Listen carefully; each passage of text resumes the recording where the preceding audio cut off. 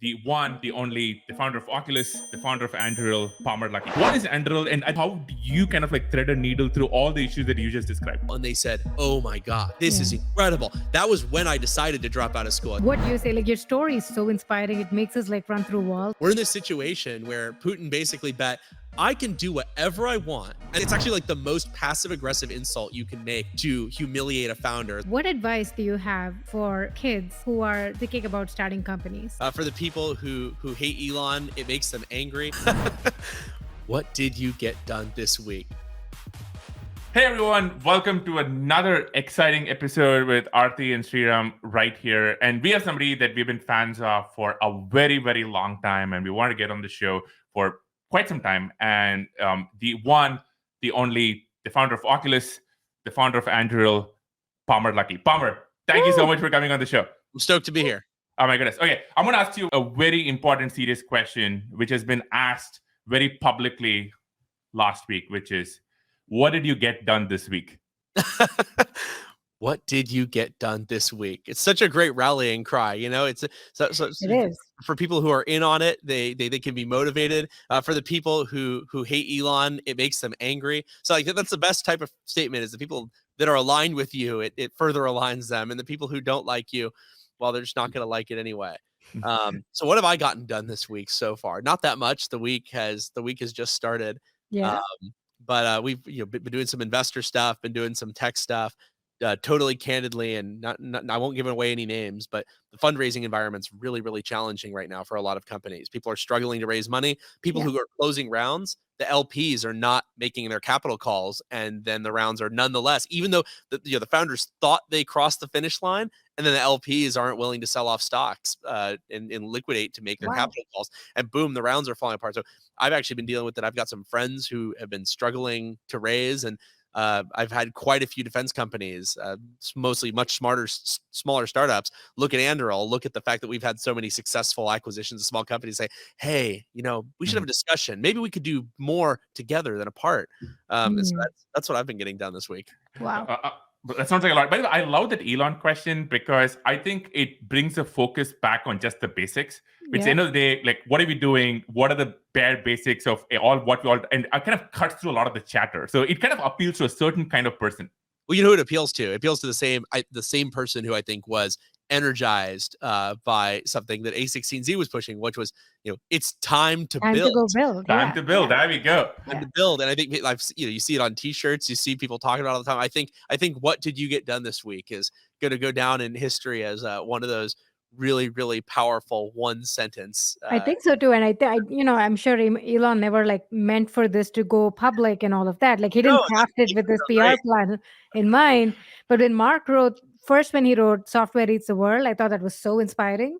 And then later on when he wrote It's Time to Build, I was like, holy shit, this is amazing. Yeah. And, it's like, it's kind of this Rorschach test almost to this like certain kind of people and the founder mindset folks who are like, I need to go do something. I need to go build something. I need to actually be constructive with my time. And then you have this other set of people who are just like completely hating on it, which makes no sense to me. Yeah. Well, I mean, I think it's this is getting now we're just bringing Twitter into a podcast, but I pointed out there's a bunch of people who are looking at those texts. They're like, wow, Elon is so clearly a deficient communicator and he's so ineloquent. And I think there was one writer who said that the myth of tech genius has been busted. Oh, I saw that. That was hilarious. Like, look, there's a certain group of people who thinks that how impressed other people are by the eloquence of themselves in text messages is a sign of intelligence and a measure of worth. And then there's another group that sees, what did you get done this week? And they're like, oh man, cutting right to the core of the issue. No performative antics, no hedging, no. What was your focus over the last quarter? It's just very, very, it's very, very powerful to do things like that. I'm glad we all like it. I love it. I have to watch what I say about that whole thing, but I will say when I saw that piece, I was like, do you folks not realize it's as if that Elon Musk was an unknown founder that nobody had heard of before today, and Twitter was an unknown company that nobody had seen anything of ever before, and Right. that was what the deal was about, which is Well, not there's the all case. these people saying, "Oh, like I can't believe all these people are texting him, and nobody's talking about doing diligence on Twitter." It's like, what are you talking about? Everyone, they already know the deal. There's It's a nothing. public company. It's Exactly. like It's not a start. Yeah. If they're a public company, all the information should be out there of substance. If not, then there's some problems.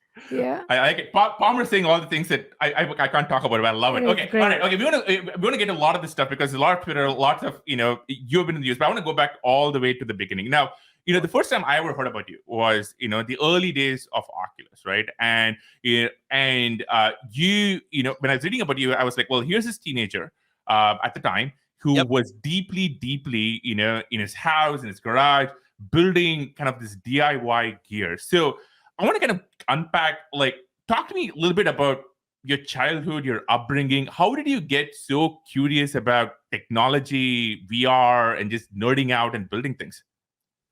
Oh man, I mean, it's a long story, but I mean, the short version is I started taking things apart and putting them back together, like a lot of people do. Started doing part-time computer fixing work, phone fixing work. There were kind of a few things that were a really big deal for me in terms of kind of being the underpinning of Oculus. I'd say like actually three things. One, it was getting really good at making making money by fixing phones. So I got into the business of basically buying broken phones in significant numbers, taking all the working parts out of them, putting them back together, unlocking the phones, and then selling them on eBay. When the iPhone came out, that was a game changer. I mean, for a while, I was raking in a couple $100 a day doing that, and this was before kind of the Chinese sweatshops doing the same thing got their hands on it. This was before unlocked phones kind of became commoditized. But like that was a huge deal because that's actually what funded almost all of my early virtual reality research and development that I was doing when I started when I was about 15 years old building Nice. virtual reality headsets. So like I got actually extraordinarily lucky that I became interested in virtual reality headsets. And the reason I was interested in VR is because I was a PC gamer. I had built a really nice computer, built a really nice multi-monitor setup. And then as I'm sitting there looking at my 8-monitor AMD Infinity setup, I'm thinking, geez, like what's next? What's the next step from here? And I realized that the next step was not interesting. It was going to be more monitors, more pixels, more graphics cards, more of the same. And I realized that I should really be asking a different question. What's the last step? Not the next step, the last step. And obviously the final form of gaming was going to be virtual reality. I was a sci-fi fan. I was very familiar with it. And so that was a really big realization for me. I started working on VR as a hobby. At the same time, something not a lot of people know, but I still have it in my bio today. I'm actually the founder of Mod Retro, which was an online forum. People don't use bulletin boards anymore, but it was an online forum for people who are modifying vintage game consoles and updating them with modern components and turning them into self-contained handheld units. So adding modern LCD screens, modern lithium polymer batteries, building taking in a Nintendo. What kind of game consoles? Like Nintendo Entertainment Systems. Nice. Very That's popular awesome. is the Nintendo 64. And so we developed techniques to take them apart, trim the boards, replace a lot of the power hungry components with newer ones, add screens, add batteries, and turn them into these self-contained units. That's awesome. I just went on this, I went on this nostalgia kick recently, and I found out like how to buy some old NES systems, N64. You had to play GoldenEye, obviously. And there are actually some interesting Kickstarter programs.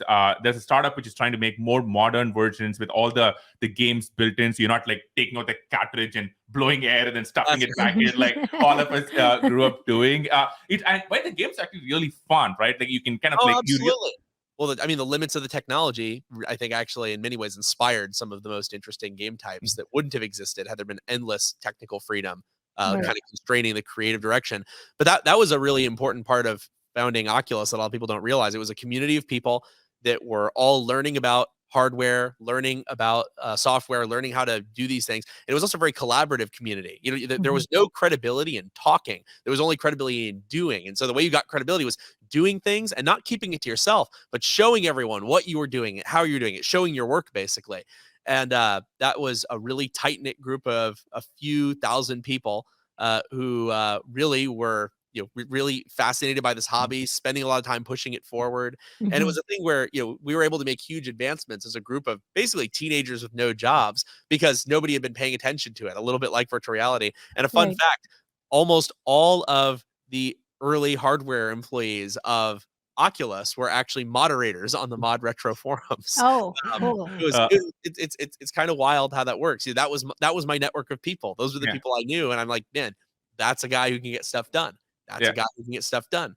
And then I guess the last thing that got me interested was not just on the hardware side, but also I became very interested in Linux-based handheld game consoles, particularly a handheld called the GP2X. And it was a handheld game console that natively ran Linux, and you could build your own software for it, which was pretty cutting edge in a kind of pre-App Store era. Like, oh man, I can buy a device and I can just code stuff for this mobile device I can bring anywhere. People have been making homebrew software for computers for a long time, but it was a mobile homebrew device. And that was something that made me realize the importance of software communities, the importance of releasing good software development kits for the hardware that you have. And those were all things that hugely contributed to the success of Oculus. People think Oculus was just about building the headset, but it wasn't. It was the headset was okay, especially the DK1 we initially launched that I designed when I was 19 years old, living in a camper trailer and then a condemned motel. But it was also the community we built around it and the SDK that we built that made it so easy for anyone to build virtual reality software. Up till then, you had to be a VR expert to kind of integrate a head tracker and a headset and software that was all very expensive. And you had to deeply understand motion tracking and low latency rendering. We made it so easy that anyone with Unreal Engine or Unity 3D software could port over to Oculus, if not a good user interface or anything, but they could get basic functionality literally in a matter of minutes. And that was really the key. We made it and we built a community around it. So a lot of our audience are like teenagers and young people, right? So here you are, 15, 16, 17, not in corporate America yet. Like, when did Oculus go from, and a lot of us kind of grew up online, right? I grew up on Usenet, etc. Everyone kind of has a formative online experience. How did Oculus go from something you're spending your time on and weekends on to be like, oh, this could be a thing. This could be a company? So there were a bunch of different things that were going on at the same time. And I think one of them is my technology.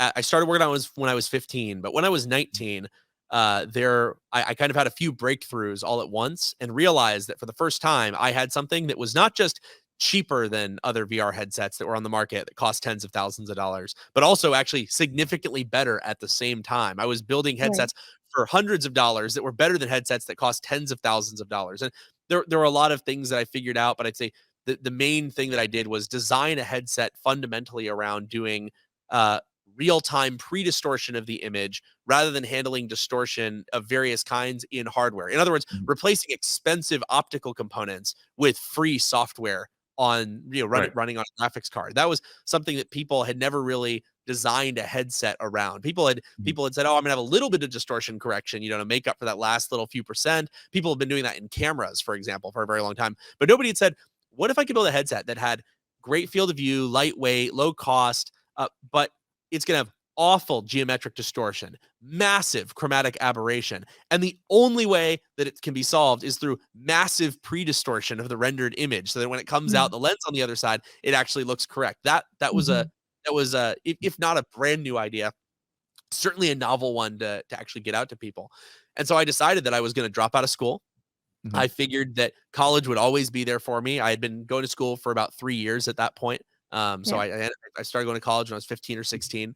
And how did your family, everyone else around you, react to this whole thing, right? Did they know what you're up to? Like, hey, here's this weird, Matrix style thing going on in the garage. Like, how did they react to all of it? People knew I was doing it. And actually, most of my friends, I was showing them regularly my updates. And I very clearly remember showing it to some of my best friends and them saying, I guess this is cool. Whatever. And it was when I started to show people and they said, oh my God, this is incredible. That was when I decided to drop out of school. I said, I got to do something with this. Like, school will always be there for me. I'm not dropping out. I'm just taking a break. Right. If this I will feel so dumb if I don't do this. And actually a lot of things happened at the same time. I got into touch with John Carmack, who was the creator of Doom and, basically 3D game engines as So a whole.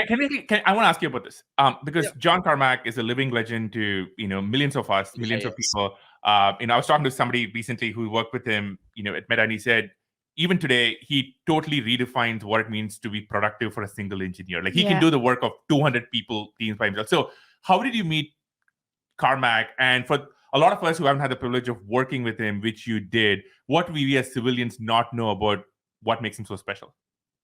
Oh man. Well, I first got in touch with him because he unlike most people was actually paying attention to virtual reality back when it was dead. Basically every few years he would go back and re-examine to see if it was ready yet. I actually met him because he was posting on a different online forum that I was on. And he asked if he could get some help modifying his Sony head-mounted display to have lower latency. And it was one that I had actually reverse engineered about a year prior and understood the full display pipeline. I explained to him why it'd be very difficult to modify it to do what he wanted, and that it could be done, but that it was going to be an enormous engineering effort, and that it'd probably be easier to just build a new head-mounted display than try and replace their entire video pipeline. And so that was actually how we got it. We started talking. Was that? That's how he found out about my prototypes. And you're right. I mean, John is probably one of the top 10 most productive people in tech.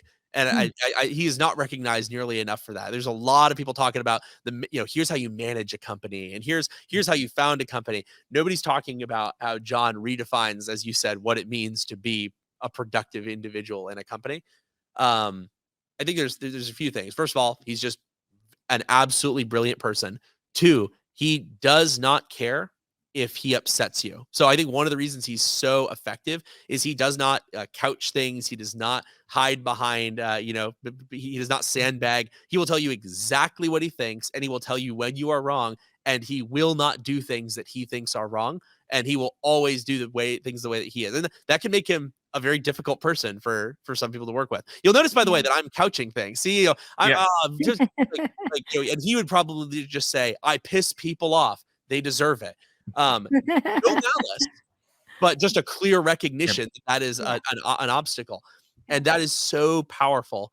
And I'd say most of it is just he's also been around for a very long time. He deeply understands the interactions between hardware and software, like down to how the instructions are executing on the silicon. He has a deep understanding that goes so far beyond what anyone is taught in school today. Certainly beyond what enthusiasts. People are like, oh, I'm a computer enthusiast. Like, okay, you learn Java. Like, okay, that's one thing. You have people who are learning C++. Okay, that's one thing. Then you have the hardcore nerds who are still doing stuff in assembly. But then there's John Carmack, who's like, oh yeah, not only am I programming assembly, I deeply understand the inherent operation of each individual piece of hardware to the point where I can actually take advantage of it beyond simply the instruction set that they teach you on. I mean, that is very rare today, and I feel like it's a bit of a lost art.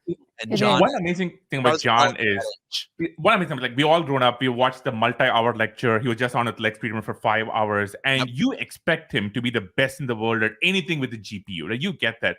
But in the last couple of years, what's really special is about 2 years ago, he went off, did this week where he was like, I'm going to teach myself neural networks from the original papers, writes code in just C, off in a cabin somewhere in, Texas, somewhere, drinking Diet Coke. And within a couple of years, he's maybe not arguably, one of the world's best AI programmers, right? So somebody who is like the LeBron James or the Michael Jordan of one industry to just through, like, it maybe that's an interesting point there, which is, a lot of people, let's just remind people, because not everyone knows John as well as we do. John not only created Doom and Quake and Wolfenstein, all these 3D properties, he also started a rocket company that was very successful, probably the most successful company at the time in its budget range. They were doing better things than companies spending 100 times more money. They moved very fast, building a vertical takeoff and landing rocket, actually long before SpaceX did. People forget this. Like John Carmack and his guys were launching rocket ships up into the stratosphere and then recovering them and landing them before almost anyone was even thinking that was possible. So I mean, it's not just that he went from gaming to VR to AI. He's also done other incredible things. And then let's not forget, back in the day, he used to hot rod cars and Ferraris, and he was making more power out of his Ferrari than literally any person in the world. It was the most powerful Ferrari on the planet. So this is one of those guys where he has to be careful what he works on, because he's going to be the best at whatever it is. Amazing. So I want to fast forward a bit, right? So you talk about, and I want to get to, because I think the time at Meta later, but you talk Sure. about VR being the final platform, right? And in the world we live in, we have amazing AR, right? I love what you say about like Snap's AR being underrated, for example, in terms of like the amount of computer vision that happens, or TikTok or whatever. Yep. What do you mean when you say VR is the final platform compared to AR and all the other things that we have today? Oh man, this could be a philosophical debate more than anything else. So I would argue that augmented reality falls into the category of virtual reality. You are Mm. like, yes, there are real elements of the world that you are also bringing into that view. But Yeah. but the reality you are perceiving is edited. It is synthetic. And the thing about AR is that people say, oh, there's AR and VR. It's not that simple. It's actually really a spectrum of how much of what you're seeing is real versus not real. For example, Mhm. people think about AR as just a few floating icons out in the world.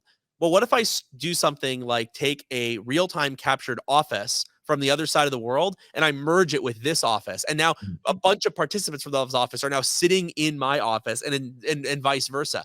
Well, Mhm. that's also augmented reality, but quite a bit of it is virtual. Well, what if we're also going to edit out a bunch of distracting things in the background? Well, now you're editing it even more.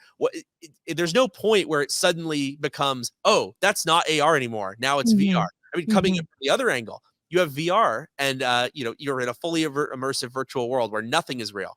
Well, what if I actually bring in just my hands so I can see my body? I look at myself, I'm in the virtual world. Nobody would say, oh, well, now it's augmented reality, even though you clearly have elements of the real world in the virtual space. What if you added your keyboard? What if you added the ability to push a button and quickly get a view of what's going on the other side of your house using X-ray vision that's fed by all of the security cameras in your building? Like, at what point is it not VR? At what point is it not Right. AR? Right. And so now that I've kind of said that, that's what I mean when I say VR is the final platform. That people say, "Oh, I think AR is the final platform." It's all the same. Right. It's the ability to allow a person to see anything and experience anything that a person could experience or could imagine experiencing. And people say, "Oh, well, that's not just sight," and they're right. Virtual reality is not just about sight. It's about every sense that you have. It's about Mhm. sight. It's critically, people don't understand how important it is. It's about sound.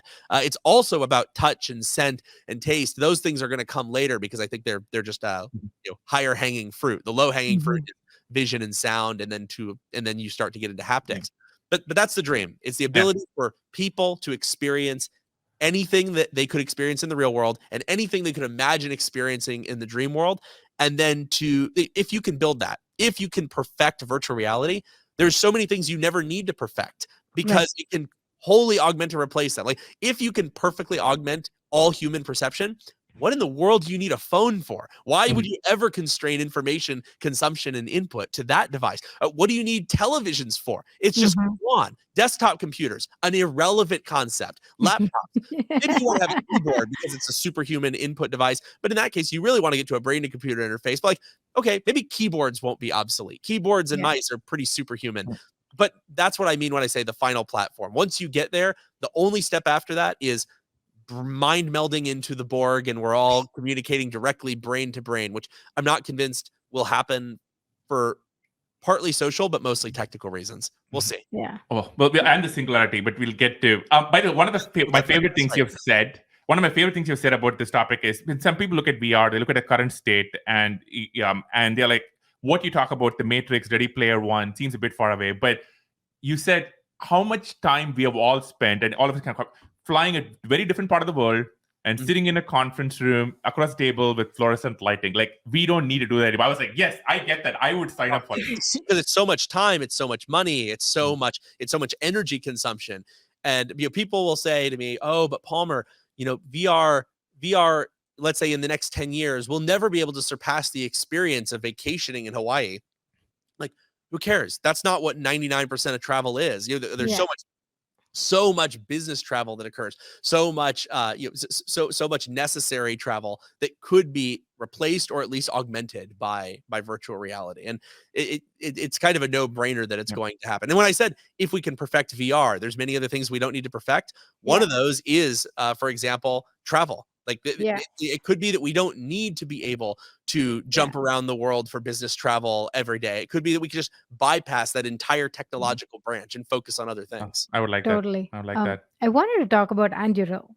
Most people, you do one big company, something as like groundbreaking as Oculus, Especially when it's make a consumer bunch of facing. money. That's Exactly. the thing. Like, Anduril is we're extraordinary. We're actually more successful than Oculus by almost any reasonable metric. We're actually Which is insane. more revenue. We have more contracts. We're a bigger company with more people. Like it's actually better than Oculus ever was when I was there for sure.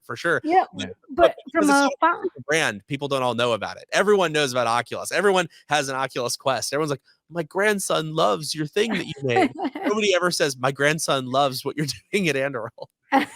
Well, they will. Yeah. But I think most founders, when you become wealthy, have like one really successful company, they would like go off into the sunset. Know how to like live life, kind of be wealthy. Not a lot of second-time unicorn founders. Yes, exactly. Why did you start Anduril? And you started Anduril pretty quickly, like right after leaving Facebook. Oh, it was like, directly. It was a direct transition. And two, why pick such a hard problem again? Like, it wasn't as if like Oculus was kind of a walk in the park. This was like totally different technological challenges, different space. Hated by Silicon Valley. No one wants to, which I want to get to. And here you are, and you're going to build like, I don't know, like a SaaS spreadsheet company. No offense to SaaS spreadsheet companies, right? But you're like, well, I'm going to pick a totally different hard. Yeah. Why? Why is that? Well, to talk about that, you kind of have to go into the past a little bit. I mean, I think that people have free will, but they're also products of your products of their environment. And I think there's a lot of decisions in your life where, at least for me, I couldn't have imagined making a different decision.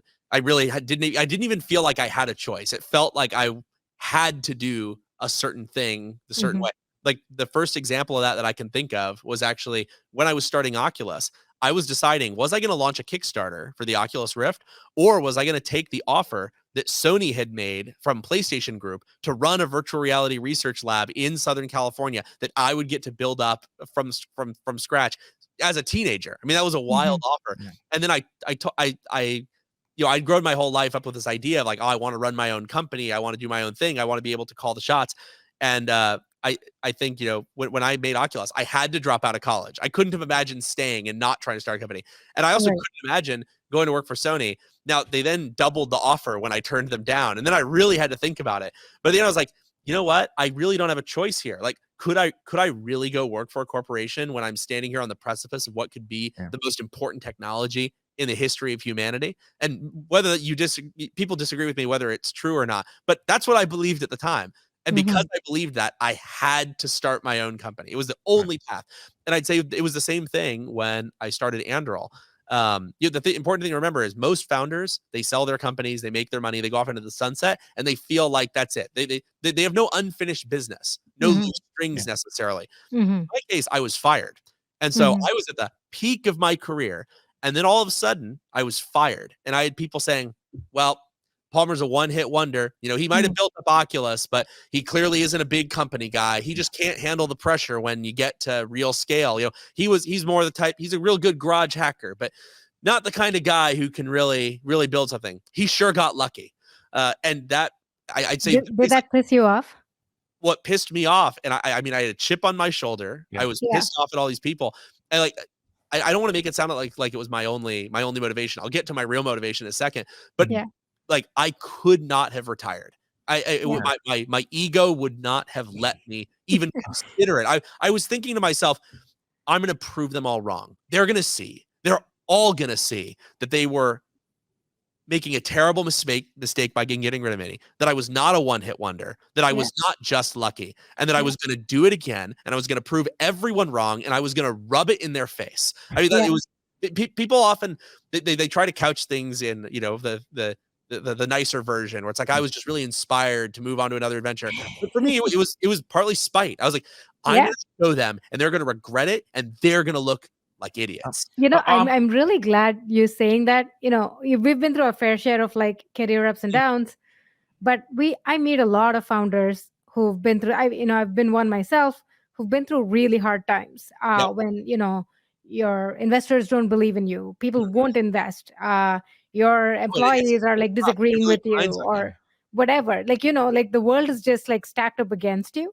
Yep. And it's so motivating for people to hear this, for you to just be honest and Yeah. be like, part of this is just, it's not that, I wanted to like prove it to like everybody else. It's just spite. Like, it's Yeah. fine. Yep. It's fine to say Well, that. especially in my case, like the official reason I was fired and the reason that Facebook was giving people wasn't that I had done anything particularly horribly wrong. I think it was because of my political contributions, because they iced me and then fired me 6 months later.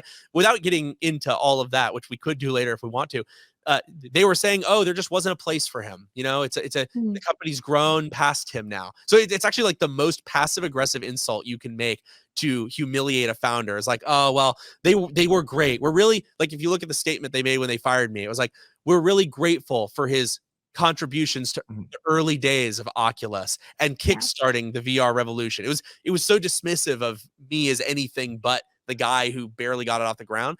So that was why I had to start a company. Wait. I want to ask you just a little bit about this, because we haven't met before this, but we have a lot of mutual friends. And the thing that's always fascinated me about you is, for a lot of people, that whole sequence, right? And you talked a lot about what happened at Facebook, and that whole period was very public. That would have crushed a lot of folks emotionally and mentally, right? Right. And also, even if they were not crushed, they would want to come back and want a way to find acceptance, to do the popular thing, right? Right. And there is something about your psychological makeup, which I'm curious to get your take on, which is, not only did you were like, well, screw those guys, I'm going to show them, number one. But then you pick a space which is, at the time, incredibly unpopular in Silicon Valley, right? I mean, there are a lot of people who I think go live lives optimizing to be invited to the right dinner conversation. Oh, I see right? what you're saying. Like, a right way to show everyone would have been to like start, a cancer research company or something like that. Shriram has a way of saying this. He says, would you get invited to the next Met Gala? Like, Well, I mean, that's what made it so interesting. I talked about why I had to start a company of some kind, and I considered a few things.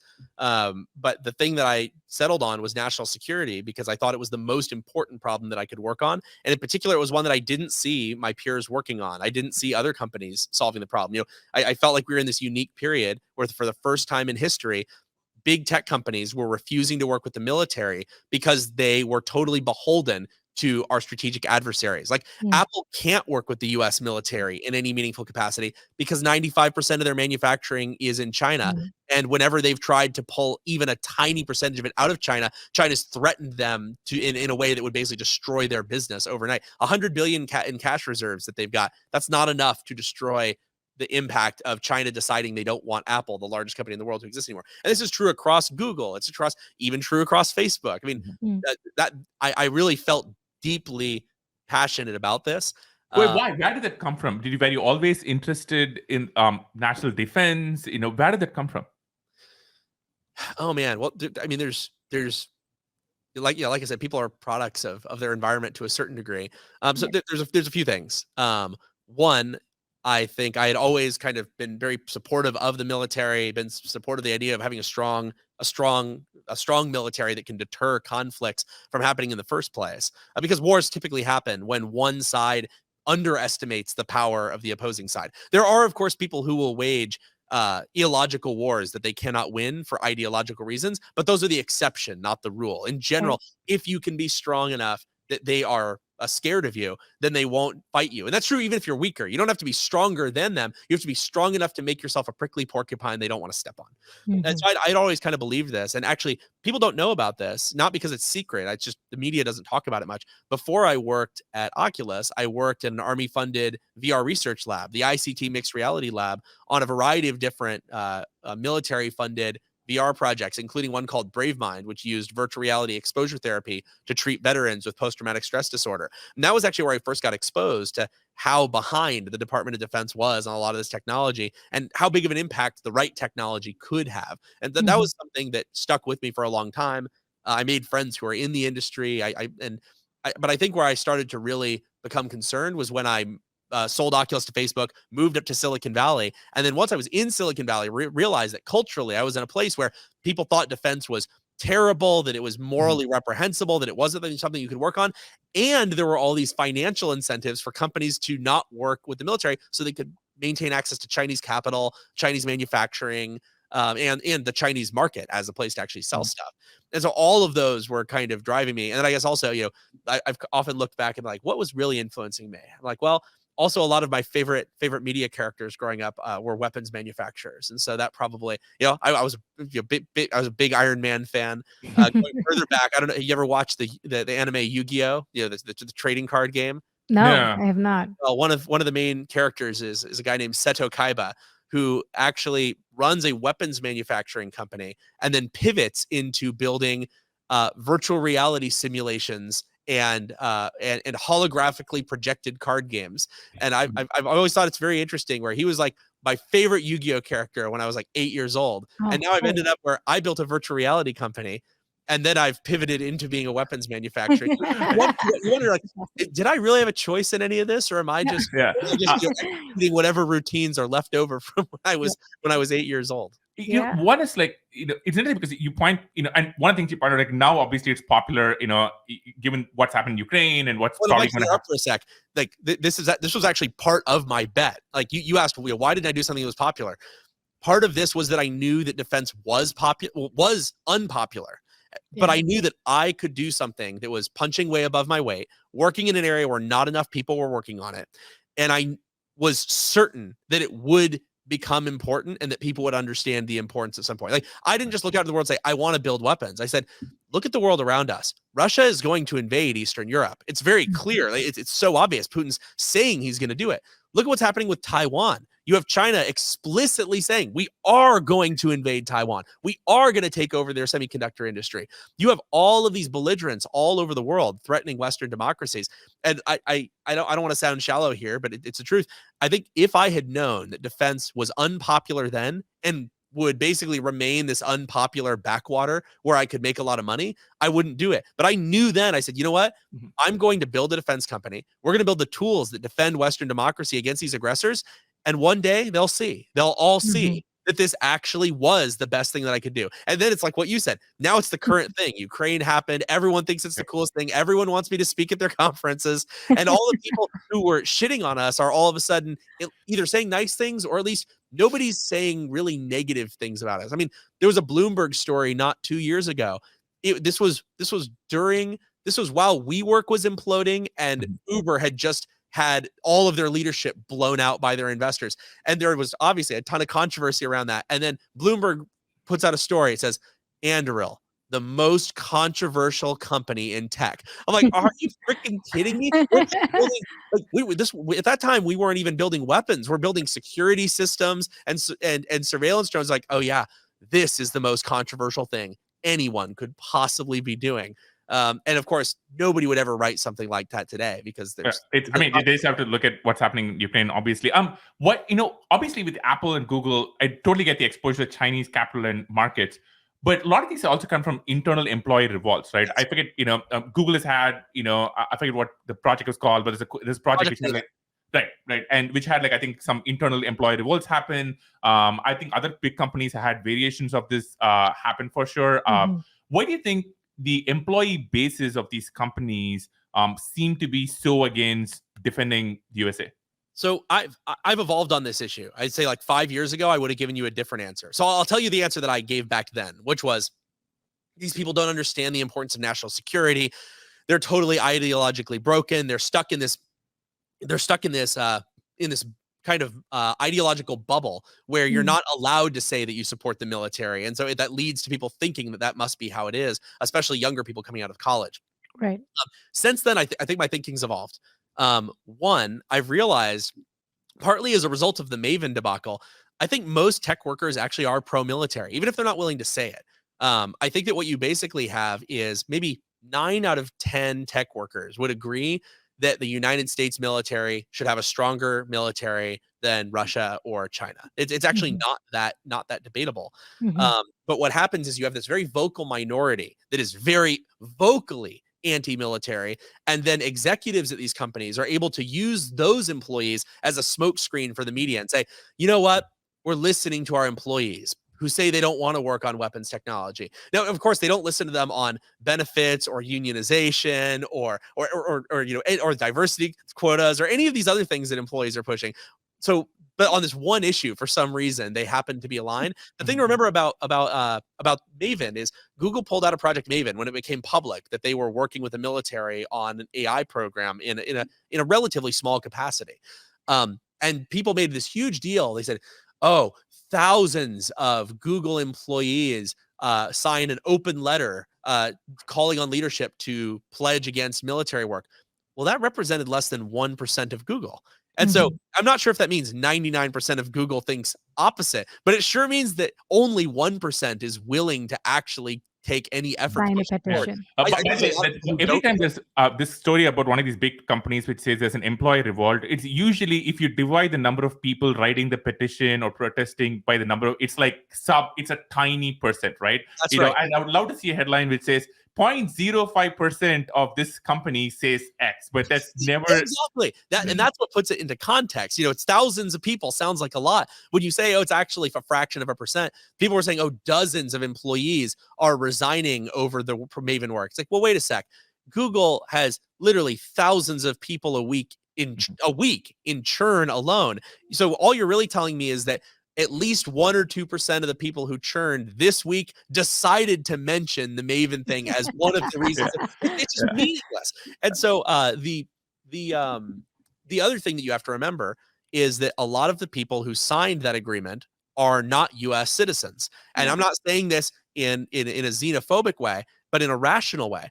If you have someone who, let's say, is a Chinese national living in London, working in the Google London advertising sales office, it's not surprising that they would not really be all of that in favor of building security technology for the United States military. And I can't blame them for this. I don't think this makes them a bad person, but why would a Chinese national think this? Why would somebody who has, happens to be living in another country that isn't even the United States all of a sudden decide that this is a priority for them? So that's the thing that people also need to remember is a lot of the people who are so vocal about this are not even necessarily there's no world where they would actually support the United States having a stronger military force. And I would say the same thing for, let's say, someone who's from Russia. Like, would you expect a Russian, and I'm not talking about ethnicity, I'm talking about citizenship, a Russian national who works for Google? Why would they openly support the U.S. military having Google's best technology? It's a risk to them. It's a threat to them. And it doesn't make any sense for their country, to the country that they're a citizen of. So there's a lot of these things that come together. And I guess my evolved view on this is most tech workers do support the idea of the Western world. They might not like what the U.S. does this year or what the UK does that year, but they generally like the idea of democracies that support self-determination and freedom of speech and some semblance of human rights being the ones who are in charge. And I think it's a very vocal minority that kind of out there saying, no, we shouldn't give Western militaries the best thing that we have. I think my view is that high ground in arming Western forces with sticks and stones. Right. I think defense is important. And I think for me, one of the moments which was eye-opening is in some talk you'd mention how Snapchat and Snapchat filters have better technology, better AI than the U.S. military system. Exactly, which seems insanely it's just shocking to me, right? Like you're using these when you have a free minute, when you're just like doom scrolling and just like looking through. This is purely entertainment, and even that has way better technology than something like defense, which is like very much about your life and your country. And I think that's really, really important. So I believe what Anduril is doing is like very important, even before like the Ukraine, and now it's like it's a current thing. But even before that, it just makes sense that on a technological basis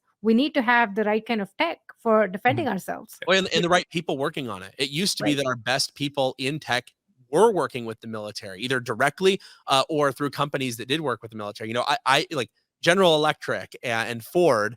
Yes, they did a lot of consumer and enterprise and business work, but they also work with the military. You just don't see that with a lot of these tech companies today. And this is actually a problem that I think is not the tech company's fault. They're just pursuing maximum profit and making the best products. I can understand that.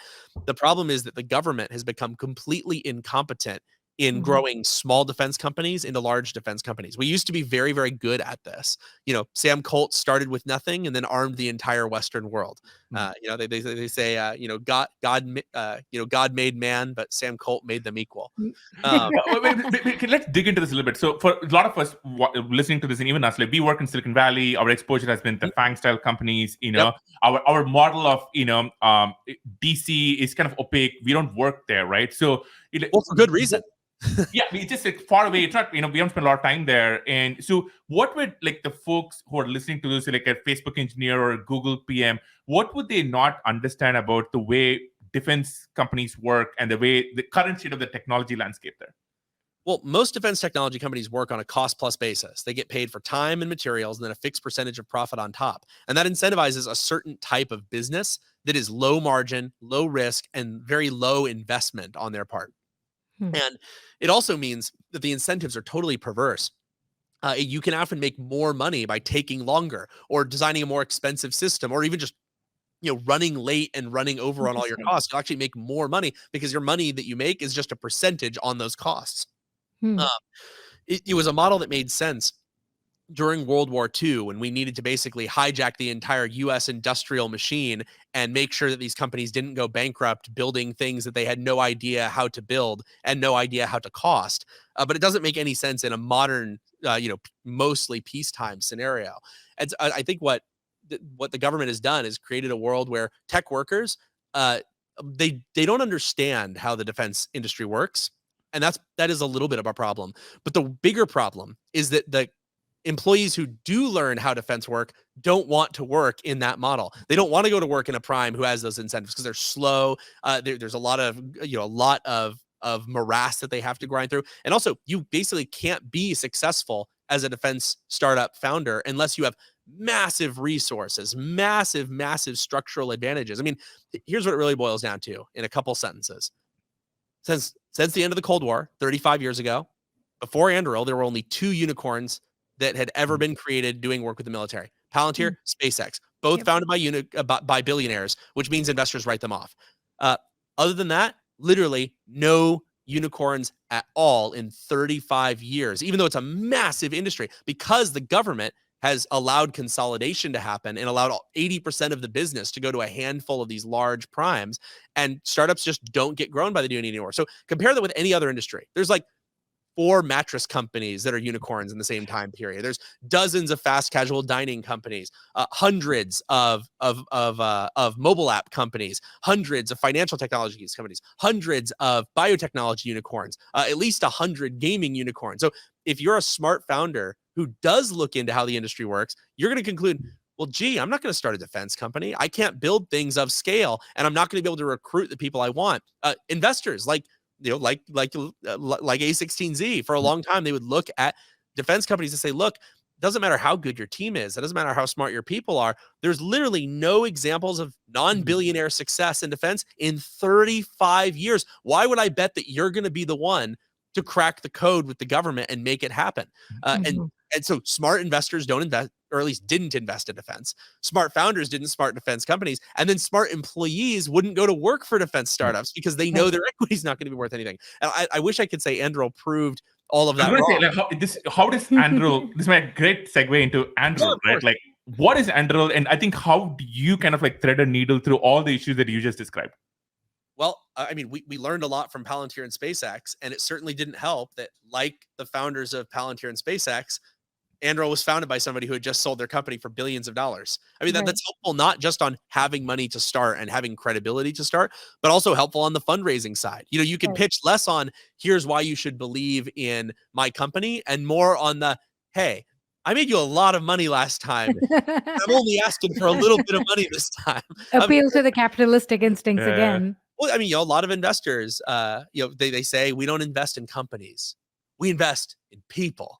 And so, you say, look, if you really invest in people, you should be investing in my new thing, no matter what I'm doing. And I that was a structural advantage we had that a lot of companies didn't have. But we also, from the beginning, understood what game we were playing. A lot of defense companies are started by irrational people. And I'm not trying to put people down. I'm speaking in general strokes, but I just talked about how it's almost impossible to build a successful defense startup.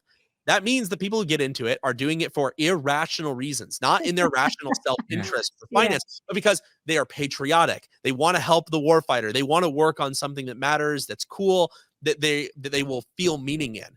And there's a lot of people who, unfortunately, start a company irrationally and then run the company irrationally, imagining that if they just build the right tech, they're going to be able to sell it. And that's not how it works. Yeah. We had, from day one, actually, like when we started Anduril, we had more people working on government relations and customer sales and strategy than we had engineers working on actual product, because that's actually what you need to break into the system for the first time. That's what you need to actually get stuff done. Now we're at a much healthier mix. We're something like 80 to 85% engineers, and then, sales and government relations and facilities and all that. But in the early days, we were heavily investing in that. And because of that, Anduril probably has a better government relations team, government strategy team, and kind of customer relationship than almost any defense company in the world. And I don't say that lightly. We have a great reputation. We have a great reputation for solving problems, for supporting people, for continuing to support them even when the going gets tough, for not abandoning them like Google did during the Maven program, even when things get controversial. And I'd say like that.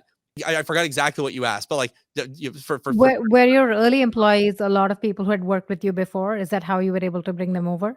Oh yeah, I mean, basically the core of early Anduril was me, and then a few. The co-founders were Brian Schimpf, who was director of engineering at Palantir, Tree Stevens, who had been at Palantir, and then also at the time was working at Founders Fund, focused on government investing. I think he had met with 2,000 different startups trying to find the next defense unicorn like Palantir or SpaceX, and literally could not find a single one. It was me, and then also Joe Chen, who was one of the product leads at Oculus. And then a lot of the people we hired were basically engineers from Palantir and engineers from Oculus who believed in us, and they very much were betting not just on the company but on us. They're like, look, Palmer, I believe in you, and I believe that whatever you're doing, it's gonna work.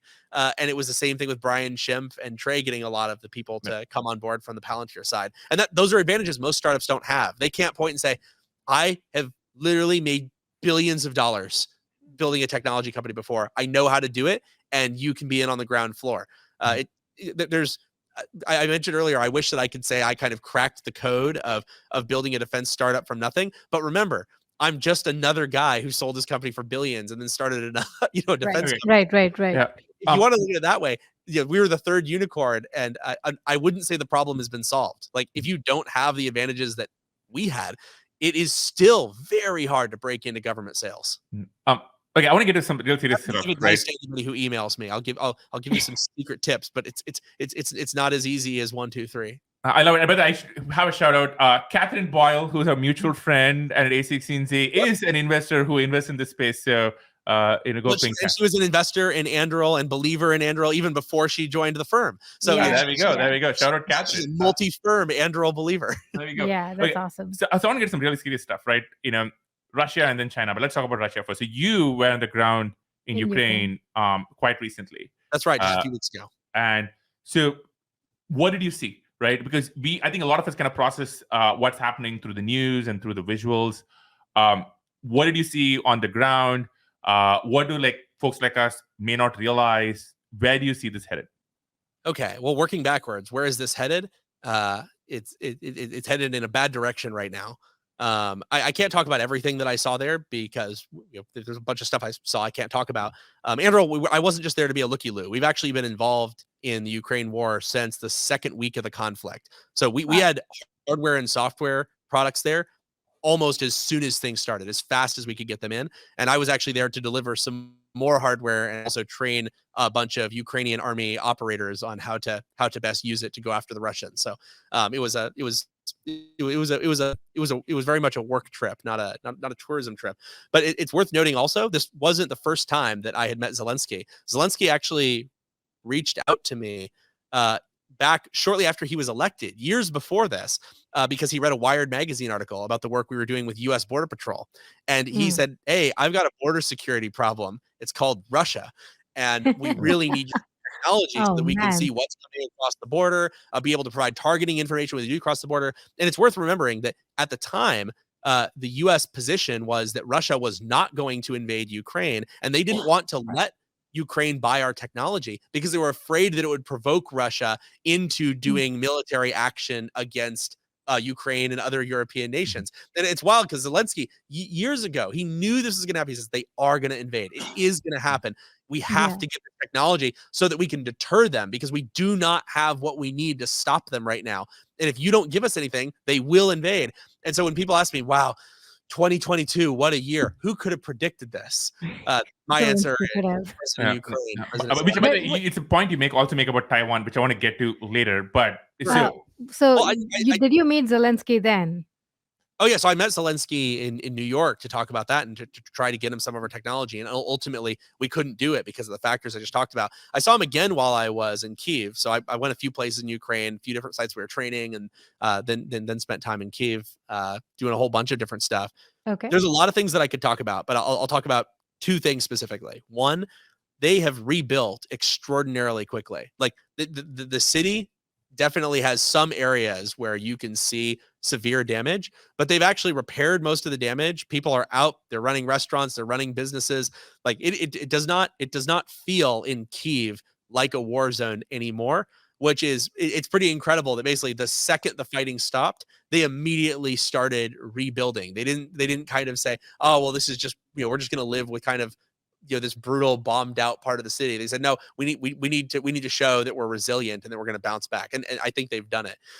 The second thing that people don't expect, and you didn't ask this question, but I guess asked all the time, mostly by members of the US military, what kind of weapons did you see that the Russians have that you didn't expect? What was the most powerful tool that the Russians have against Ukraine?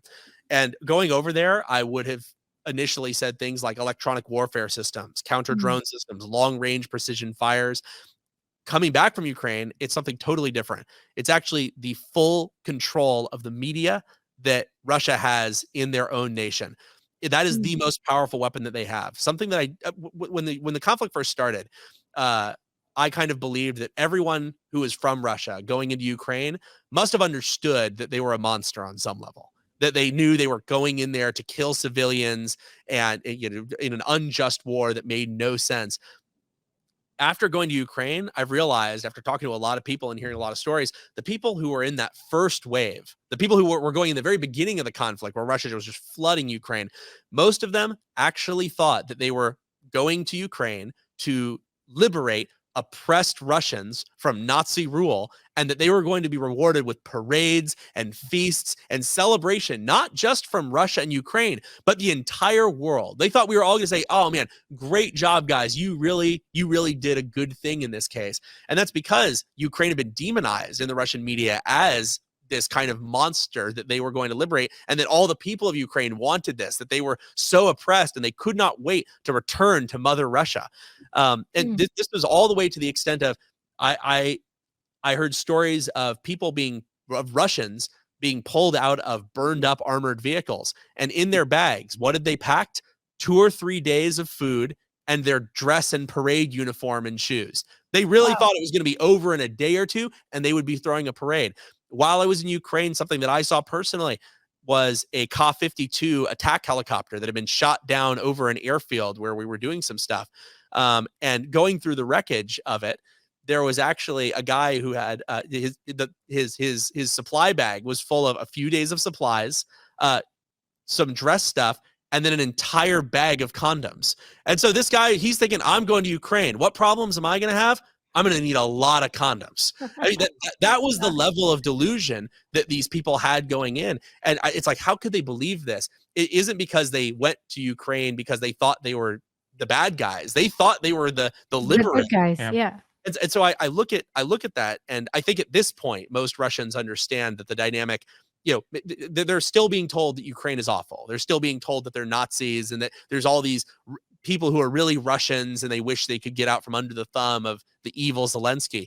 But they understand that but now people understand there's kind of two sides. They know that the citizens of Ukraine are not universally ready to welcome them.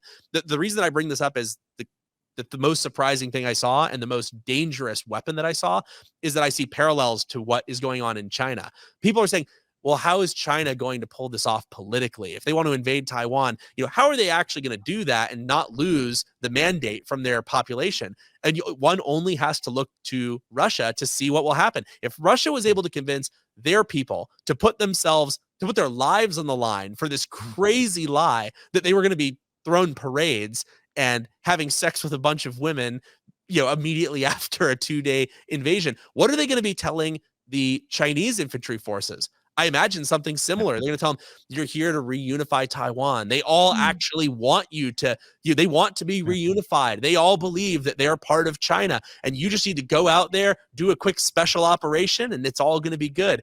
And basically, I guess what I'll conclude with is state media control is a powerful weapon because it turns people into weapons that will do things that no independent free-thinking person ever would. You could never get a person in the United States to behave like this. You could never get a person to throw their life away like that because we have access to the truth. It's not always perfect and it's not always easy, but we're not going to put our lives on the line without some access to the truth. And that terrifies me mostly with the China situation. On Russia, as we're kind of shooting this, the last few days, Putin has made some slightly scary remarks. The word nuclear has been thrown around a few times. So in terms of how this plays out, we're kind of shooting this in like a first week of October. Like, where do you see this going from here in the next few months in the Ukraine conflict? I think that Putin is very likely to use a tactical nuke. If only to make an example. I'm not convinced that Could you explain what a tactical nuke means? Because for a lot of us, Sorry, people might have heard it in video games, but not quite understand. There's a difference in doctrine between the United States and Russia. The United States has taken the position that nuclear weapons are a strategic weapon. It is only to be used to either deter or respond to an equivalent nuclear exchange. So huge bombs on big missiles that can take out large cities is the name of the game for the United States. We actually used to have tactical nukes. We disassembled them all decades ago. Now, what is a tactical nuke? A tactical nuke is one that you don't use as a strategic weapon, but a tactical weapon, not to win a war, but to win a battle. You say, I'm going to use this nuke to blow up that tank formation over there, to destroy a carrier group that is sitting off my coast, to destroy a wing of bombers that are coming over me. In other words, a tactical weapon that can be used in a individual battle to accomplish a tactical objective as part of the normal warfighting process. Not necessarily in response to the use of nuclear weapons. Russia does have tactical nuclear weapons. They do believe in them as part of their standard warfighting doctrine. They do. It is basically the way they see themselves as being able to go toe-to-toe with NATO or the United States in a conventional conflict. And their bet, by the way, is that the United States and our allies will not respond to a tactical nuclear weapon with a strategic nuclear weapon. And I wish I could say otherwise, but they're actually probably betting correctly that we aren't going to stop them. Now, I'm predicting the future, and that's very dangerous to do. I'm not a fortune teller, but I think it's important to understand that Putin does see nuclear weapons as on the table because of that. A lot of people misunderstand. When they hear him saying he's going to use nuclear weapons, they think of the U.S. nuclear policy, where you're basically starting World War III. Putin doesn't look at it that way, even if we do. He says, no, this is the way we fight. This is how we're going to counter aggression from the West, is we're going to use tactical nuclear weapons to accomplish strategic objectives. I don't think he's going to go and use a nuke in the maximally optimal way. I don't think he's going to go and blow up the biggest city that he can find. I think there's a very, very high likelihood that we see employment of nuclear weapons to either just, send a message by blowing up some remote warehouse somewhere, or perhaps to achieve a real tactical objective, like blowing up an airfield or taking out a large, heavily built up military area. So that's what I suspect is going to happen. It's not good. You mentioned right at the beginning that, the direction where the war is going, it doesn't look good.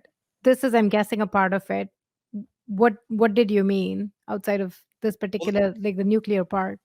Well, I mean, that's part of it, is that he like Putin is willing to escalate. Yeah. The European Union is headed for winter. and they really, really, really need Russian oil and gas if they're going to survive the winter. And so should not have shut down all those nuclear plants. God, we could just have a whole talk about that. What a disaster. Anti-nuclear people. Yeah. So I didn't mean to take you off guard, but that's why they're in this place. Yeah. We have to do it at a different time. But I guess when I say things are getting worse, we're in this situation where Putin basically bet I can do whatever I want, and they're still going to buy billions of dollars continuously of my oil and gas. And the worst part is he was absolutely right. Like people, you hear these countries and these leaders saying, we stand with Ukraine. We reject the violence. Also, we're giving Russia billions of dollars that they are using to run their entire war machine. I mean, it is not a good situation, and it shows that we're only willing to stand up to these dictatorships to the extent that it doesn't hurt our comfort. This is actually the worst part of this. If you look back to World War II, they did things that were very uncomfortable. Food rationing, mandatory lights out before sundown so that bombers couldn't find anybody. I mean, if you left your light on, it was like you would be exiled from the city. It was an enormous deal. And people were doing things like not using their heating, huddling in blankets all day so that they could survive, so that they wouldn't have to use the limited fuel supplies that could instead go into Allied bombers and Allied warships. I mean, that was how we liberated Europe. It was because of people making those sacrifices. And now you have people saying, oh, we support Ukraine. Meanwhile, like, when people say, oh, Germany needs oil and gas in order to not freeze to death this winter, it's like, wait a second, let's get real. Nobody's going to freeze to death this winter. You can wear some warm clothes. You can bring back peat and coal burning. Like, there's so many things you can do. But everyone's like, oh, but what we really mean is we don't want energy prices to go up. And we don't want to have to wear warmer clothing in our houses. And we also don't want to miss our carbon dioxide emissions goals by bringing some of our coal plants online. And I wish people would be more clear about this, because they try to make it, oh, we can't beat Russia because our people will freeze to death. Imagine if they went out and were honest. We're like, we can't beat Russia because we really don't want to miss our carbon targets, and people would rather wear one sweater than two. I mean, it's absolutely nuts. So maybe last question on Russia and Ukraine. That's why things are getting worse, because Putin's looking at that, and he, unlike a lot of the media, which buys into the people are going to freeze narrative, Putin looks at it and says, they are not even willing to inconvenience themselves to stop me. Of course, I'm going to do whatever I want. And so that's why I'm so worried about the future of the war. We've shown Putin our resolve. It ain't that strong. So one last question, Russia, maybe the most interesting one. Let us say there was a magic wand and you had total control over EU and US foreign policy on all things Ukraine and Russia. You know, you are sitting across the table from Putin and talk. What would you do? What would be the optimal resolution of the situation? Okay, there's three parts to this. First of all, like if I was Zelensky, I'd be doing basically what he's doing right now. People have criticized Zelensky and said, oh, he's trying to drag the United States into World War III. He's doing things that are putting the rest of Europe at risk. What's that? He has no choice. Yeah. And that's what I was going to say. Like, people criticize him for it, and I can't disagree. But that's also exactly what he should do as the elected leader of that democracy. Anything less would be wholly unacceptable. And I would say the same for a U.S. leader. If a U.S. leader were to say, oh, I'm going to do something that condemns my country to Russian dictatorship and that leads to the death of millions of people, but, you know, at least I didn't drag those other countries into a conflict they preferred to not be in. But I guess I would actually be doing just about what he is doing right now. And I'm not sure that it's going to be successful in getting Germany to do the right thing. I'm not sure if it's going to be successful in getting the rest of the EU to contribute in the way they should be contributing, which is not just giving them weapons, but really, truly crippling Russia. And so I would probably be doing what he's doing. At the same time, I think, and I'm not trying to put you down. This is a blind spot I've had that I've been looking at. There's I think a pretty uniquely American delusion that is very common. And I think it's because of our media, where we watch these stories and these legends and these tales where everything's terrible and it's getting worse. But at the last second, one brilliant person comes up with exactly the right idea. And that was all that was needed to turn it all around, fix everything, and resolve the situation with no more than maybe 1 or 2 heroic deaths as a sacrifice, to really clinch the story. Yeah. And in the real world, there's a lot of situations where there is no good option this far on. All of the options, all the times to have those breakthroughs were years or even decades ago. I mean, like people ask about China, what can we do to stop, the Taiwan situation? I'm like, well, you know what we could have done? Not let China into the World Trade Organization, not let them take over all of our manufacturing, not make our entire economy wholly dependent on a strategic adversary that wants to seize a democracy that is also extremely critically important for us. Like all these decisions were unfortunately made wrong decades ago. And in the real world, you often can't flip things around and have a great outcome. That's what's going on in Ukraine. There is no magical reversal. I'd say Zelensky's doing basically exactly the right thing. And I think that's nonetheless going to lead to countless thousands of further lives lost, countless billions, maybe trillions of economic damage. I don't think there's an easy button right now. And all the fun things people think of, they say, well, what if you kill Putin? Well, the guy who replaces Putin is probably not better. And also, well, there's a whole lot of reasons, but you run down the list of kind of these extreme options. None of them actually solve the problem. I think if they did, Ukraine would have done them already because they are desperate. Yeah. Okay. I want to move to China, right? And you spoke a lot about China and Taiwan and what could potentially play out there. Now, again, for those of us who kind of just track it in the surface, when you talk about China, we talked about hypersonics. We've talked about their 1, now maybe 2 aircraft carriers.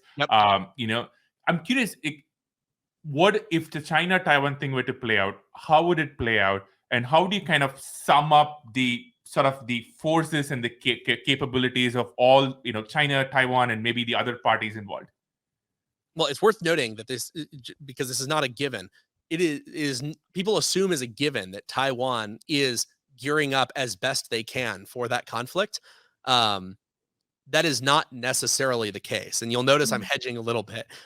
There are a lot of people in Taiwan who are focused on buying the wrong things. They're buying blue water Navy ships that are not going to make a material difference in a invasion scenario. They're buying non-stealth fighters. They're going to be shot down in the first few minutes. They're trying to build their own very large submarines that are not going to be able to fight in the strait in any kind of landing scenario.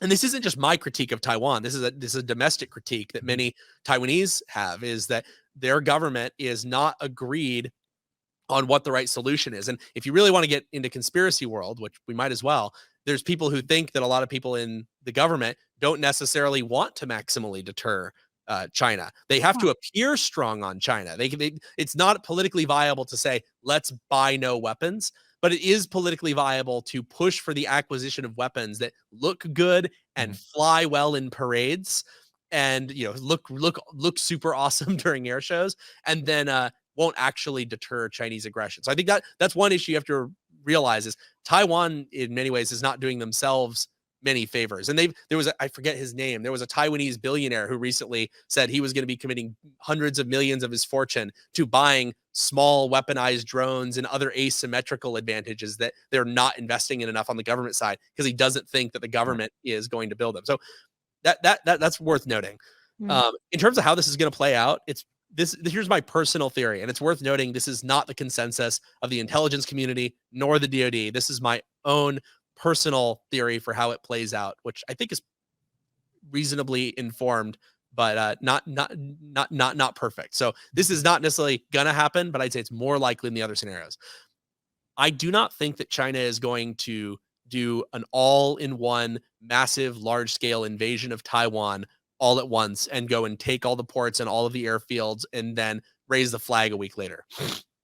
I think it's very likely that China is going to basically launch a trade blockade. They'll launch some military ships. They're going to park them outside of all of the harbors and all of the ports, and they're going to come up with some kind of justifiable to the Chinese people explanation for it along the lines of, well, you see, Taiwan is part of China, but they really haven't, they've been thinking they're independent, and they haven't been paying all of the tariffs, and they haven't been complying with our customs laws for imports and inspection.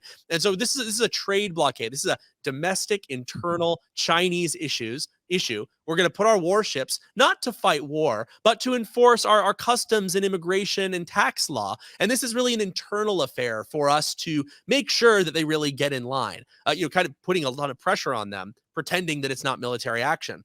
Now, if they do that, every merchant vessel that comes up to the blockade, they're going to tell them to turn around. And you know what those merchant vessels are going to say? I have insurance. And they're going to turn around and go back to wherever they came from and offload everything.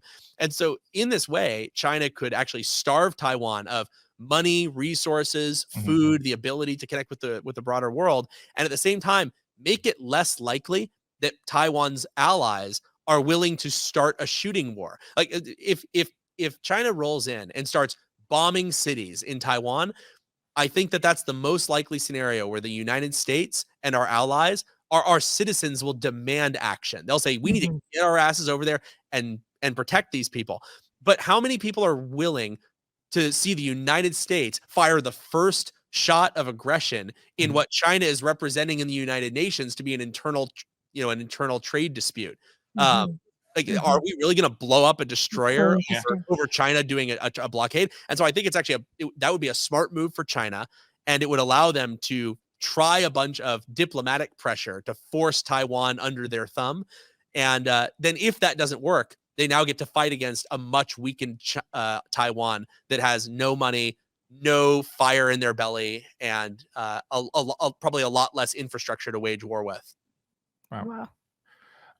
By the way, if this happens, it will also be devastating to the U.S. economy, because what will happen is there's a lot of scenarios people talk about, like, oh, what if China blows up all the semiconductor plants? Well, that's really bad for our economy. What if China takes over the semiconductor plants? Well, that's bad too.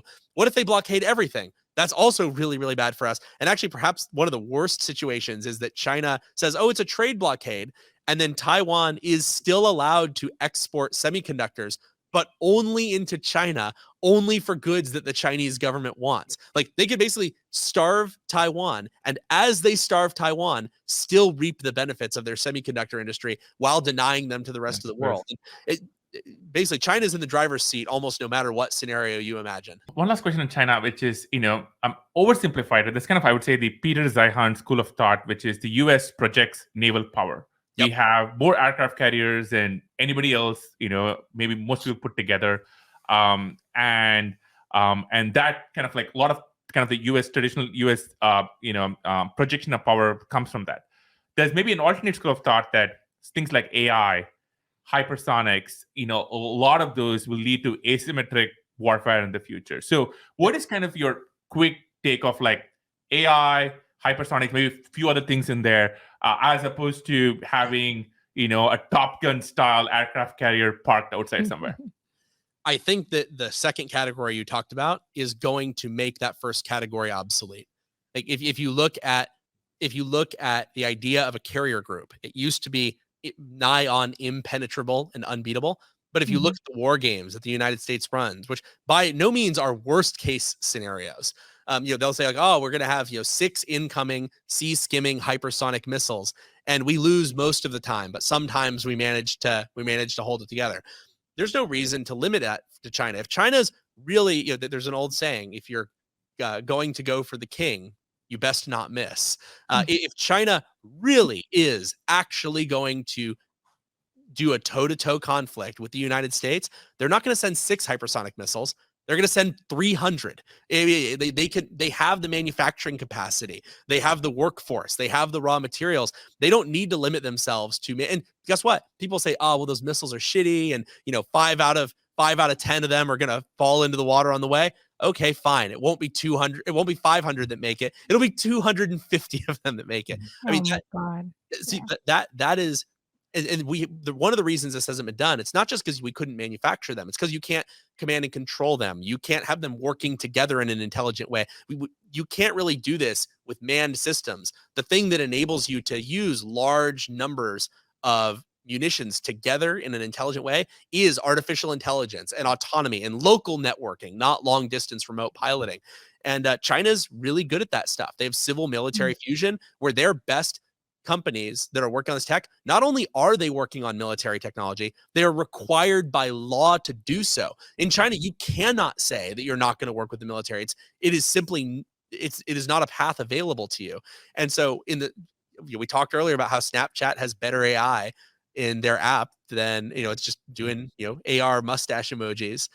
And then better than anything we have in our military. That's not a problem in China. Whatever their military wants, they will get, and they will make it a priority. And I'd say the only thing that could really stop them from being able to pull that off is an economic collapse. And it would have to be an economic collapse that forces their hand, where they have to prioritize. They have to prioritize other things. I feel like you're trying very hard to cheer us up, but it's not working. I don't know why. This might be the scariest episode. Episode we ever done. I mean, I don't want to make myself. I don't want to throw myself under the bus here, but I mean, I'm part of the problem. We manufacture the Oculus Rift in China. I've spent quite a bit of time in China. I'm very familiar with their capabilities. People don't build in China just because it's cheap. That's kind of the old school way of thinking. China is actually one of the more expensive places to get something manufactured these days, but they are actually very competent, have extraordinarily smart people, unmatched supply chain, and a regulatory climate that is driven by a government that is trying to make things happen, even if it's at the expense of their people or of human rights or the climate. And that's very powerful. And like, I was part of the problem. We made the Oculus Rift in China because there really wasn't anywhere else in the world we could have made it. And not because of cost. And do you see that changing now with hardware manufacturing as such? I mean, we come from India, and Apple's kind of pushing some iPhone manufacturing in India, but it's going to be many, many, many years before you can see those switches happen. Well, it's going to be many years, and Apple in particular. They're only shifting to other countries to the extent that the Chinese government, Apple just agreed to invest a further $275 billion in Chinese manufacturing in exchange for continuing to operate as an independent company rather than as a Chinese joint venture. They will move their manufacturing to other countries to the extent China allows it, and that they think that it's not going to hurt the Chinese Communist Party. For example, if Apple said, we're going to move 10%, not even that much, like 10% of our manufacturing to Germany, somehow, because maybe Germany figures out, they got all their brilliant techno heads. They figure out how to automate everything. China would lose their minds. If they said, we're going to move 5% of our manufacturing to Japan, China would lose their minds. And so it's a very bizarre situation. I wanted to switch topics a little bit because we touched on this a little bit before, but how do you deal with haters? Yeah. How do I? I mean, the really nice thing about the industry that I'm in is compared with Oculus, where you had to manage so many people. Like you had millions of customers all over the world. You worked with thousands of developers, all with their own opinions. And you really had to convince all of those people that the thing that you needed was the best thing for them. The reality is there's not that many decision makers in the military. Like there are people who matter. They set the strategic goals. They decide how they're going to go after them. And really, I need to make sure that those people know that I'm serious about supporting the U.S. military, that I'm never going to sell out, that I'm never going to back down and have my employees, write public letters about how awful they are. And as long as those people don't hate me, I'm actually in a pretty good place. In terms of handling the haters, I mean, you guys have seen, I've been pretty aggressive about this. I think that which I love. I personally love it that you just don't hold it back. Well, I encourage founders to do this. I think one of my biggest mistakes in the Oculus days was one of the reasons I got fired. I know it's been covered many times, but just to touch on it, the reality is people weren't upset about what I actually did. They were upset about what the media reported that I did. And what the media reported was untrue. It was just, and not in a few, nitpicky ways. It was substantively completely false and fabricated reporting. You're saying Palmer's paying armies of anti-Semites and white supremacists to post misogynistic and anti-Semitic memes on social media and Twitter and Facebook. It's wait. I gave $9,000 to a group that ran one anti-Clinton billboard that said "too big to jail." That was literally it. That's all there was. But I think there's two things about that which really struck me from back that era. And you've covered this. One is that it was one billboard in a physical billboard, so it was not an online meme. It was in Pittsburgh. The second part of it was you had this thing where you, in an email thread, you said you were going to be off the record with a reporter. And then it was confirmed in writing multiple times and on the call. And yeah, you're right. They said, "Oh, this is off the record. We're just doing this to basically verify that they wanted to verify that someone was actually paying for this and it was legit, but they said they wouldn't use my name." And then afterwards, the editor says, "Oh no, on the call, he said that we could that it was on the record." It's like, wait a second, like, and there's no proof of this, of course, and they could just lie and say that and say whatever they want. People will say, "Oh, Palmer must just not understand how on the record." You went to journalism school. That's right. Not only did I go to journalism school, I was the online editor of the college newspaper. Like I understand how this stuff works. I'm not a dummy, and I had it in writing that it would be off the record. And they're like, "Oh, well, you changed your mind verbally in a call that we don't have a recording of." So you're right. It was kind of a mess. But I guess my point is, a lot of people, people were angry at me not because of what I did, but because what they said that I did. And so I'm actually not that angry at those people. Like, I'm not angry at the people who are misled. I'm angry at the people who were doing the misleading, because if I had actually done the things that they were reporting that I was doing, then they absolutely should have been angry at me. And I'd say my biggest mistake at the time was basically following the advice of the Facebook PR professionals who said, "Don't say anything, let it blow over." And I said, "But I want to say," like, I drafted a statement where I said, "Hey, these stories are they're false. They're fabricated." And they said, no, you can't do that because that's what Donald Trump says about the media. I'm like, ignoring Donald Trump, the stories are clearly fabricated. And they're like, "Well, but if you say that, it'll sound like you're buying into this anti-media narrative writ large." I'm like, no. I just want to tell people that this case, what I did is not what they're saying I did. And unfortunately, I think my biggest mistake was I let them convince me to not fight it. And I think that made my life hard to the point where even today, I mean, we're 6 years later, and there are still people, credible people, like people who are generally intelligent, who still believe all of the old false reporting that they read. And so I encourage people to say, if people are doing that to you, you have to push back. You have to be aggressive. In the same way that you can have peace through strength in a military setting, you can also basically make yourself too prickly of a target to lie about. You don't make yourself a person where if a media is going to report on you, they're going to make sure and double check everything they say, because they know that if they are wrong, that you are going to go out and leverage your network to punch them in the face, metaphorically, with the problems with what they're saying. And I've been doing that pretty successfully, and actually I think it's really helped. I encourage other founders to do the same thing. There's something similar to some other founders have said on our show, which is why they built a direct presence, be it on Twitter, be it on stuff like this, where you can hear from them directly as opposed to from it's middlemen. So critical. You have to have an audience. It doesn't necessarily need to be huge, but the people who care about you and support you in particular, they need to be able to hear from you directly. Like in my case, even the people who believed in me didn't have any kind of counter narrative from me. And so even people who wanted to believe in Palmer felt that they couldn't. And that's it. You got to at least give your supporters the ability to support you. I think in the past we've talked to Balaji, who basically said the same thing, like go direct.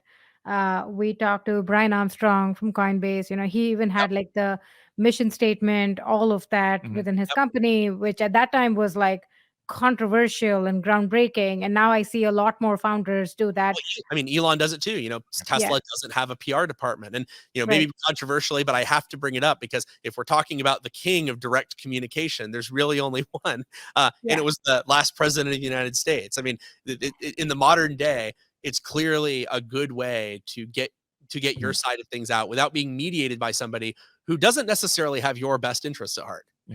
I want to ask. I want to play amateur psychologist, because something about you, which a lot of young founders, a lot of young founders looking at this will be struck by, which is, you became rich after. We can wrap up like pretty soon. You became rich after Meta, and then you kind of had this very public, thing where you kind of, I would say, exiled in a way, and. I think for a lot of people, they would have gone and they would have spent their money, like you said, opening a cancer, something which is acceptable and generally seen as noble, and kind of work their way back into kind of like the public consciousness. But you seem to have an ability to pick an asymmetric bet and continue to remain unpopular. And I think that's actually maybe, I don't know, kind of like a key skill, because I think one thing which founders really need is the ability to do things that people don't like for long periods of time until one day. And be okay with it, you know, I mean, just like not let that bother you. To be honest, it's a little bit of return to form for me. It wasn't a new thing. Remember that VR wasn't popular. I mean, at all. It was a joke technology. And people also forget that when we were trying to raise money for the first time, almost everyone told us no. In fact, not to drag up any negative history. Mark ended up on our board, and I'm very happy that they led our Series B. It was a huge deal. But when we talked with A16Z, their response was, gee, I'm not sure if this VR stuff is, really actually going to pan out. I'm not sure if you're going to be able to make it work.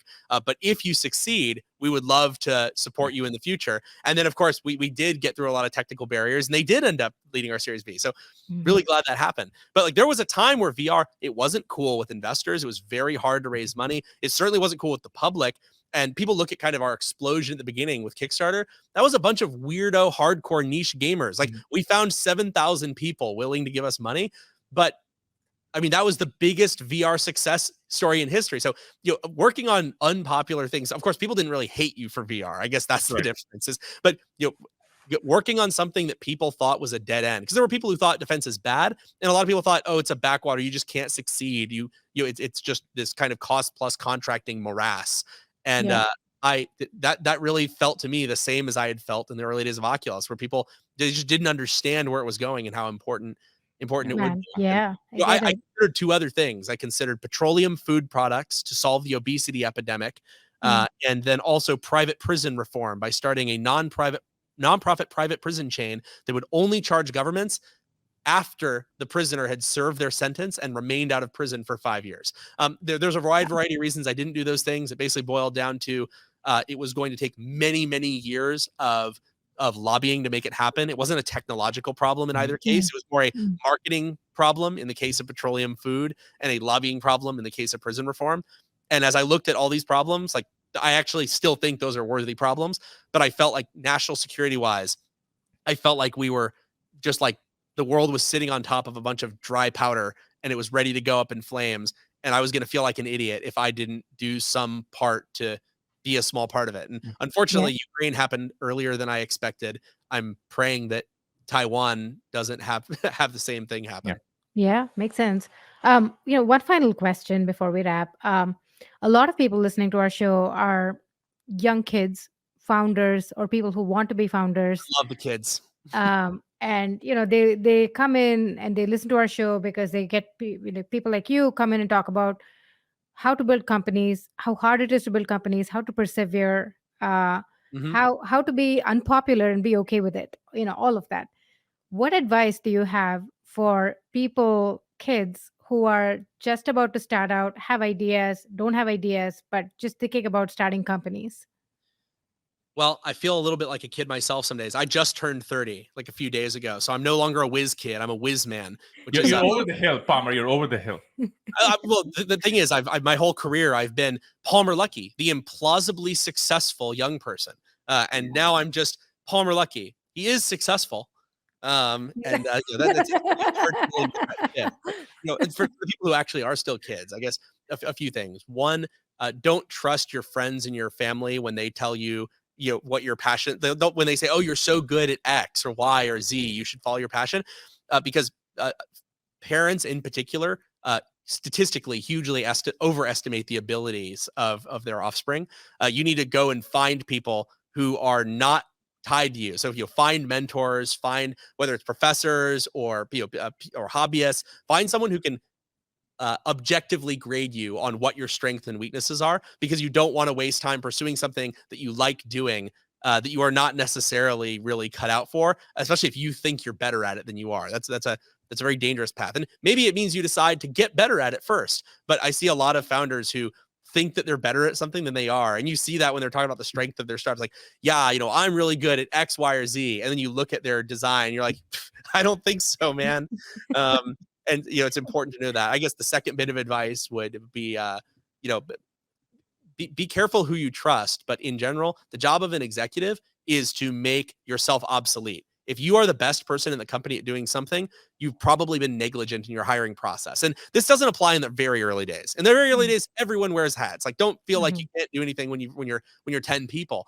But once you get to the point where you're 50 people or 60 people, I see a lot of people holding on to the things they like doing because they like doing it and they think that they are just God's gift to the earth at whatever that thing is. And how do I know that? Because that was me. I mean, there was a time where I really wanted to hold on to the hardware design and the electrical design and the optical design. It took me a lot of working through my personal issues to realize that I was not the best optical engineer in the world. I was not the best mechanical engineer, not even close. And then I needed to hire people to do all of that for me because I could do those things to some degree, but it would just be me playing house to the detriment of my customers and my investors and my employees. And so that leads to my final bit of advice, which is, when kids ask me, they come and say, Palmer, I love programming. I want to start a technology company. What advice do you have for me? My advice is that if you really love technology and you really love programming, do not start a technology company. If you want to work on nonstop bullshit, you should definitely start a technology company because that's really your job at the end of the day. It's not to work on the tech that you love and to program the computer because that's what you like doing. Like, you're the final backstop for HR issues, fundraising issues, legal issues, interpersonal employee issues, broad strategic issues, working with government regulators. I mean, there's a lot of stuff I do, and my life's great. I can't complain, but there's a lot of stuff I do. It's not what I want to be doing, but it's what I have to be doing. I wish I could throw it all away and go and sit at a computer and just do the fun design stuff that I like and the fun engineering stuff that I like. But alas, and I think it's important for people to understand because I'll leave it with this: there is a fetishization of being the founder, the person who runs the company, that I think it's healthy in some ways. It gets people to not go work at a big tech megacorp and instead do something different. It gets people to really try to reach their maximum potential. But I think that the issue with that fetishization is that it downplays the importance of maybe not the founder, but the chief technical officer of the company, one of the lead hardware engineers of the company, the guy who's the chief architect for the software. Those are extraordinarily important roles. And I feel like there's a lot of smart people out there who could be absolutely killing it, working on tech every day, digging into the tech, and they would be happy and healthy and well paid. And instead, they're trying to force themselves into that founder hole and they're a round peg, and so they're unhappy and they feel like they didn't get what they were promised. And I encourage people, if you are struggling in particular, consider that you don't necessarily need to be the CEO or the founder. You can do a lot of cool things in the tech industry without doing that. Wow. Amazing. Okay, that is it's amazing. Awesome. It's very Okay. unconventional, by the way. Like, this is not what other founders would usually say. By the way, I'm not the CEO of Anduril, and I wasn't the CEO of Oculus for more than a few months. I immediately offloaded that shitty job. It was one of the best realizations I've ever had. Is that That's awesome. people want the ego, right? They want the business card. They want the LinkedIn CEO.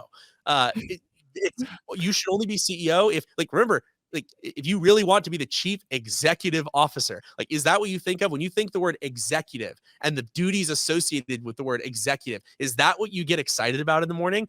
If not, consider what you actually want to do. Oh my God.